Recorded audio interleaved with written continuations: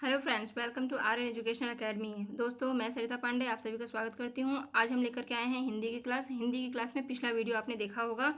पिछला वीडियो अगर आपने नहीं देखा है तो जाकर के देखिएगा ज़रूर। दोस्तों, मोस्ट इंपॉर्टेंट वीडियो है, टीचिंग एप्टीट्यूड बेस्ड है। ये वीडियो उतना इंपॉर्टेंट नहीं है, बट वो वीडियो ज़्यादा इंपॉर्टेंट है, तो आप पिछला वीडियो जरूर देखिएगा। उसके बाद आप ये भी देखिएगा, क्योंकि 15 क्वेश्चन यहाँ से कवर होते हैं और 15 क्वेश्चन वहाँ से। 30 प्रश्नों की आपकी होती है हिंदी, और हिंदी में 15 क्वेश्चन पेडागॉजी बेस्ड होते हैं, जो कि पिछले वीडियो में हम करा चुके हैं, और 15 क्वेश्चन आपके ग्रामर से होते हैं और गद्य और पद्य से भी निकाले जाते हैं क्वेश्चन। तो आइए हम देखेंगे गद्य और पद्य से किस तरीके से क्वेश्चन निकलते हैं, जो कि आपको सही आंसर तक ले जाएंगे। तो गद्य और पद्य से बनने वाले क्वेश्चन भी बहुत ही इंपॉर्टेंट होते हैं, क्योंकि वही आपके नंबर बनाते हैं, और टीचिंग एप्टीट्यूड के क्वेश्चन आपके नंबर बनाते हैं, जिससे कि आप अपना क्रैक कर पाते हो एग्जाम। तो चलिए दोस्तों, स्टार्ट करते हैं आज का वीडियो। आज का क्वेश्चन है आपका गद्यांश से रिलेटेड। चलिए यहाँ पर हम देखते हैं।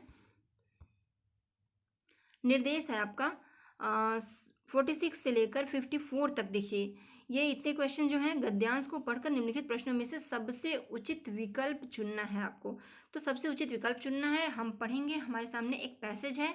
जातियां इस देश में अनेक आई हैं, लड़ती झगड़ती भी रही हैं, फिर प्रेम पूर्वक बस भी गई हैं। सभ्यता की नाना सीढ़ियों पर खड़ी और नाना ओर मुख करके चलने वाली इन जातियों के लिए एक सामान्य धर्म खोज निकालना कोई सहज बात नहीं थी। भारतवर्ष में ऋषियों ने अनेक प्रकार से अनेक ओर से इस समस्या को सुलझाने की कोशिश की थी। इस बात पर एक बात उन्होंने लक्ष्य की थी, समस्त वर्णों और समस्त जातियों का एक सामान्य आदर्श भी है, वह है अपने ही बंधनों से अपने को बांधना। मनुष्य पशु से किस बात में भिन्न है?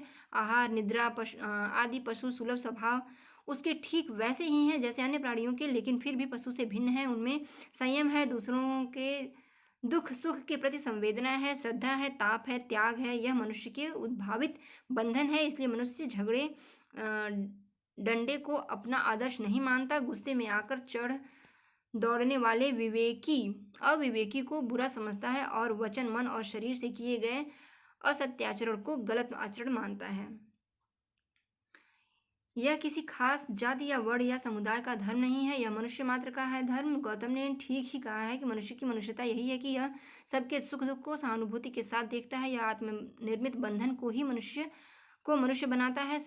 अहिंसा, सत्य और अक्रोध मूलक धर्म का मूल उक्त यही है कि मुझे आश्चर्य होता है कि अनजाने में भी हमारी भाषा से यह भाव कैसे रह गया है, लेकिन मुझे नाखून के बढ़ने पर आश्चर्य हुआ था। अज्ञान मनुष्य को सर्वत्र पछाड़ता है, और आदमी है कि उसे सदा उससे लोहा लेने को कमर कसे है।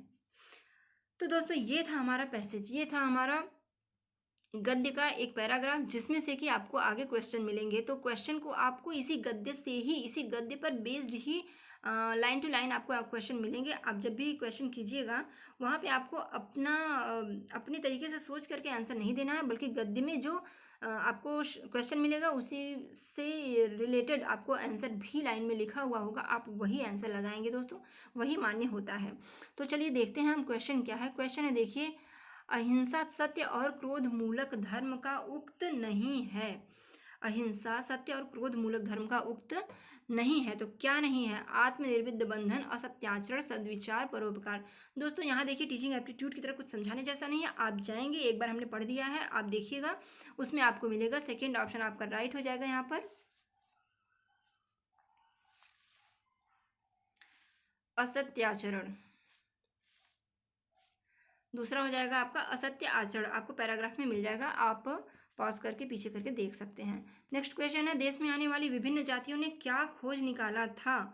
47 क्वेश्चन है। सामान्य धर्म, सुख शांति, धन संपदा, जीवन पथ। तो आपने देखा होगा, सामान्य धर्म खोज निकाला था, सामान्य धर्म की बात हुई थी। राइट ऑप्शन यहाँ पे हो जाएगा फर्स्ट। बिल्कुल दोस्तों, जो आपका गद्य है उसी में आप देखेंगे, लाइन टू लाइन आपको मिल जाएगा। और बस बात यही है कि आपको उसको पढ़ना है। और एक बात यहाँ पे मैं बता दूं आपको कि पूरा गद्य पढ़ करके आंसर क्वेश्चन पढ़ने से बेटर होता है कि आप पहले क्वेश्चन को पढ़ लीजिए। क्वेश्चन में आपको कुछ देखिए, वर्ड्स तो थोड़ा सा आपको पकड़ने पड़ेंगे ना, कि कैसे वर्ड हैं, क्वेश्चन किस तरीके से कर रहा है, और उस क्वेश्चन के शब्दों को थोड़ा सा दिमाग में रखते हुए जब आप अपना पैराग्राफ पढ़ेंगे, तो आपको वो उससे रिलेटेड आपको वहाँ पे वर्ड मिलेंगे पढ़ते समय, वो शब्द आपको मिलेंगे, वहाँ पे आप अंडरलाइन करते जाइएगा। उससे रिलेटेड जो भी शब्द मिले एक बार पढ़ते हुए अंडरलाइन करते जाइएगा, क्योंकि क्वेश्चन आप पढ़ चुके हैं, कैसे प्रश्न बनेंगे वहाँ पे आपको कुछ ना कुछ तो उससे रिलेटेड मिलेगा।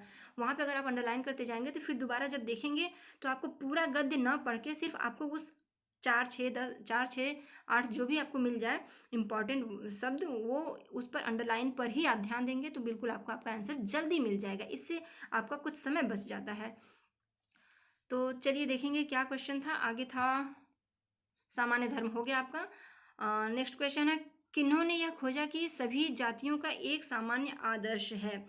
नेताओं ने, आम लोगों ने, ऋषियों ने, महिलाओं ने? तो हाँ, आपका राइट आंसर हो जाएगा ऋषियों ने यह खोजा था, थर्ड ऑप्शन 48। एंड नेक्स्ट है आगे, मनुष्य को सदैव पछाड़ता है। मनुष्य को क्या सदैव पछाड़ता है? बिल्कुल आपके गद्य में एकदम निचला लाइन है, मनुष्य को अज्ञान सदैव पछाड़ता है। फिर भी मनुष्य जो है कमर कस के उसको उसके पीछे पड़ा रहता है। तो मनुष्य को क्या पछाड़ता है? आपके ऑप्शन में है फोर्थ ऑप्शन, अज्ञान। मनुष्य को अज्ञान सदैव पछाड़ता है। एक ज्ञानी मनुष्य कभी भी किसी से पीछे नहीं होता है, क्योंकि वो उसके किसी भी चीज़ का उसके मन में नहीं होता है, क्योंकि वो ज्ञान रूपी दीप जब मन में, मस्तिष्क में जल जाता है तो किसी से द्वेष भावना ये सब चीज़ें नहीं रह जाती हैं, इसलिए वो सदैव अपने आप को आगे समझता है। लेकिन अज्ञान ऐसी चीज़ है जो मनुष्य को सदैव पछाड़ता है। तो आपका राइट ऑप्शन हो जाएगा ये। सुख दुख में कौन सा समास है? देखिए ये आपका समास पर क्वेश्चन आ गया, सुख दुख में कौन सा समास है? तो सुख दुख में द्वंद्व समास होगा आपका। 50 क्वेश्चन, द्वंद्व समास। द्वंद्व समास में क्या होता है? अपोजिट वर्ड मिलते हैं, विलोम शब्द एक तरीके से, सुख दुख, दिन रात, माता पिता, भाई बहन, ये सब मिल जाते हैं। तो यहाँ पे देखिए सेकंड ऑप्शन है द्विगु समास, द्वंद्व समास, सॉरी दोस्तों, द्वंद्व समास।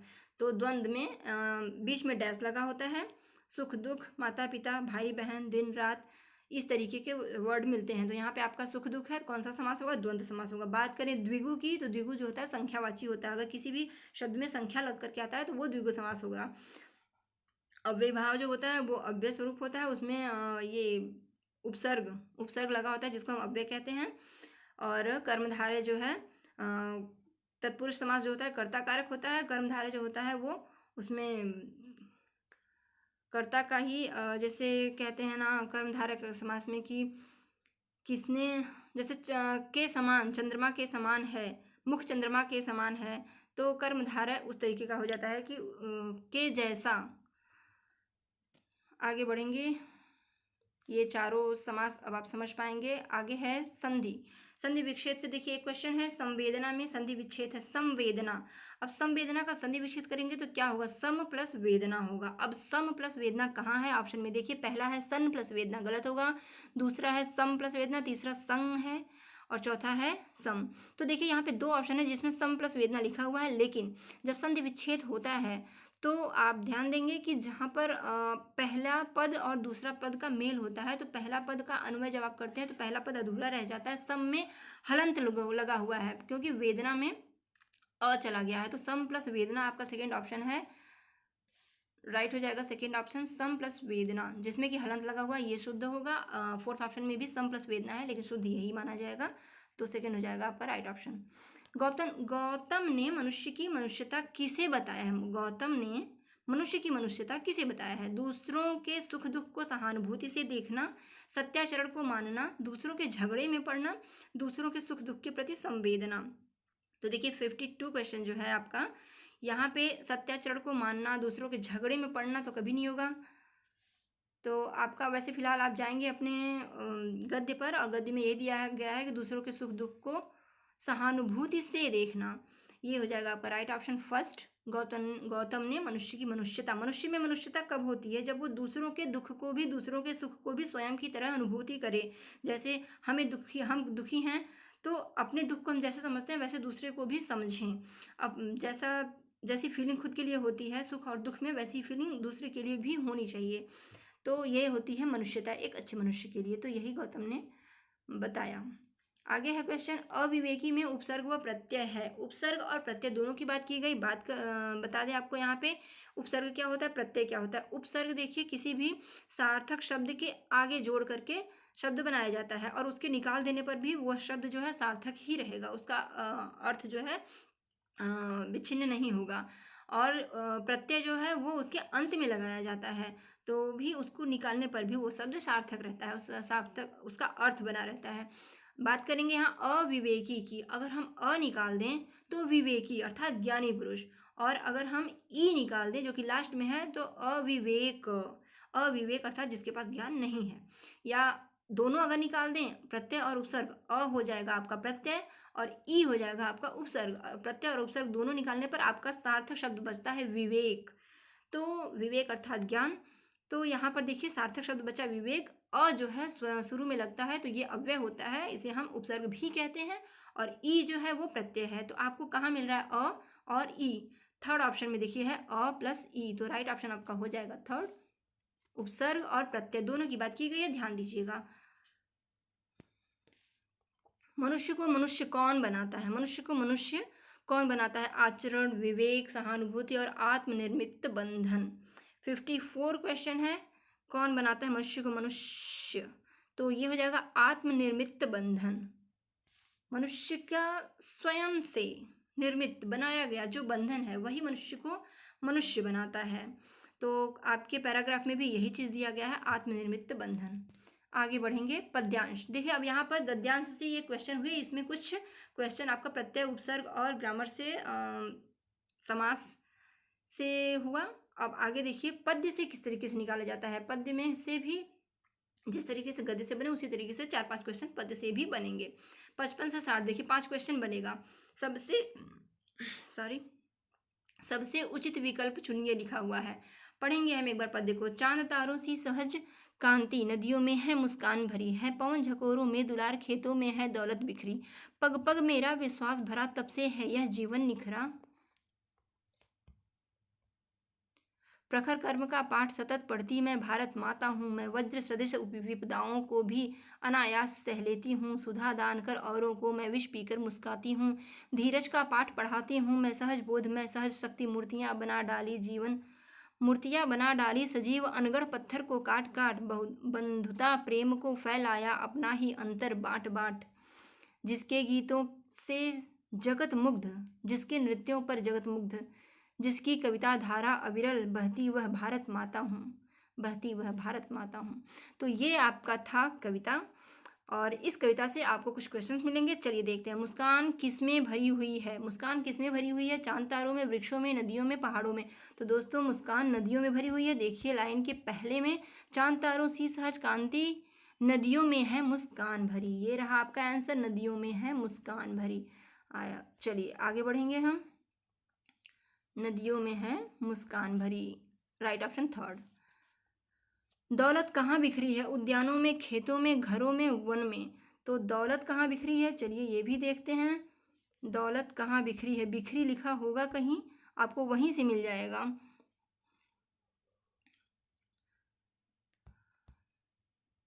है पवन झकोरों में दुलार, खेतों में है दौलत बिखरी। ये देखिए आपका आंसर हो गया, खेतों में है दौलत बिखरी। आगे बढ़ेंगे। खेतों में आपका आंसर हो जाएगा राइट। इसी तरीके से दोस्तों आप जब देखेंगे स्टैंजा जो भी है आपका पोएम का, उससे आप मैच करेंगे तो आपको आपकी चीज़ मिल जाएगी। कहीं कहीं थोड़ा सा क्लिष्ट वर्ड होता है जिसको कि हमें समझना होता है। विष पीकर कौन मुस्कुराती है? मीराबाई, हरिदास, भारत माता, वज्र वसुंधरा।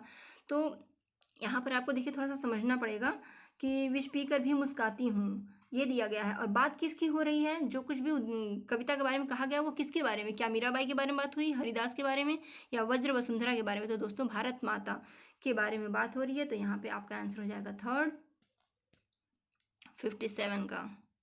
आगे बढ़ेंगे। अनगढ़ पत्थर को काट काट कर क्या बनाया गया? अनगढ़ पत्थर को काट काट क्या बनाया गया? 58 क्वेश्चन जो आपका है। तो सजीव मूर्तियाँ, खिलौने, हथियार और बर्तन। आप देखिएगा आपके पोएम में मिलेगा आपको सजीव मूर्तियाँ, मूर्तियाँ बनाई गई थी। अनगढ़ पत्थर को काट काट मूर्तियाँ बनाई जाती हैं ना, तो वही। निम्नलिखित में अविरल का अर्थ है, अविरल अर्थात निरंतर बहना, निरंतरता बना रहता है जिसका, अविरल, विरल जो ना हो। तो अविरल का हो जाएगा अर्थ, यहाँ पे अर्थ ही पूछा गया है, निरंतर बहना। राइट आंसर आपका हो गया सेकेंड। चांद तारों सी सहज कांति में अलंकार है। चांद तारों सी सहज कांति, अनुप्रास, उपमा, श्लेष, उत्प्रेक्षा। अब देखिए चांद तारों सी, जहाँ पर देखिए ये जो सी वर्ड है समझने के लिए मैं बता दूं इसी तरीके से, जो सी है, सा से सी समान सदिश, ये चीज़ें जो होती हैं ये उपमा अलंकार में होती हैं, मतलब के समान उपमा अलंकार में होती हैं। तो यहाँ आपका राइट आंसर हो जाएगा सेकंड, उपमा अलंकार। अनुप्रास जो होता है, एक शब्द की आवृत्ति बार बार होती है, तनी तनुजा तट तमाल तरुवर बहुछाए, त की आवृत्ति बार बार है, अनुप्रास अलंकार होता है। श्लेष अलंकार जो होता है वो होता है कि एक ही शब्द की आवृत्ति दो से अधिक बार होगी, एक से अधिक बार होगी और उसके अर्थ भी अलग अलग होंगे। यमक में देखिए एक से अधिक बार कम से कम 2 बार होता है, कनक कनक तेसौगुनी, इस तरीके से। लेकिन श्लेष भी उसी तरीके से होता है, लेकिन उसके अर्थ भी अलग अलग होंगे और तकरीबन 2 बार या 2 से अधिक बार होता है श्लेष। श्लेष जो होता है श्लिष धातु से होता है, उसका अर्थ होता है चिपका हुआ। तो उसमें से कई अर्थ निकलते हैं। और उत्प्रेक्षा जो है, उत्प्रेक्षा हो जाएगा जन जानो मनो मानो जनो मनो, ये शब्द आपको जिसमें भी मिल जाएंगे वहाँ आपका उत्प्रेक्षा अलंकार हो गया। तो आप चारों इस अलंकारों को समझ पाए होंगे। चलिए यहाँ पे हमारा ये वीडियो ख़त्म होता है। ये आप 60 क्वेश्चन पूरे हुए, एक प्रैक्टिस सेट का 60 क्वेश्चन पूरा, 30 क्वेश्चन टीचिंग एप्टीट्यूड बेस्ड। पिछले वीडियो में दोस्तों जाइएगा, देखिएगा ज़रूर, टीचिंग एप्टीट्यूड आपकी बन गई तो फिर ये क्वेश्चन भी आप कर ले जाओगे और आप काफ़ी अच्छा स्कोर कर पाओगे। 25 से एबव ही करेंगे आप, अगर ज़्यादा कठिन नहीं आता है पेपर तो दोस्तों आज का ये जो प्रैक्टिस सेट था बिल्कुल ऐसे ही क्वेश्चन आते हैं, देखिएगा ज़रूर और हमारे साथ बने रहिएगा। हम इसी तरीके से इतने प्रैक्टिस सेट करवाएंगे आपसे और अपना तरीका बताएंगे कि आपकी प्रैक्टिस बन जाएगी और आप बिल्कुल करने लगोगे और एग्ज़ाम आते आते आप 100% तैयार हो जाओगे कि आप कर पाएंगे, आप सही आंसर पर जाने लगेंगे कि हाँ ऐसे सही आंसर होते हैं, पहली बार में आपका क्लियर होगा। तो हमारे साथ बने रहने के लिए सब्सक्राइब कर लीजिए अभी आर्यन एजुकेशनल एकेडमी, और कमेंट जरूर कीजिएगा दोस्तों कैसा लग रहा है हमारा प्रयास, सुझाव दीजिएगा कुछ इसमें और भी क्या बेहतर किया जा सकता है और किस तरीके की क्लास आप लोगों को चाहिए, हमारा प्रयास कैसा रहा। और सब्सक्राइब कर दीजिए, लाइक कर दीजिए, कमेंट कीजिएगा। आज के लिए बस इतना ही दोस्तों, नमस्कार।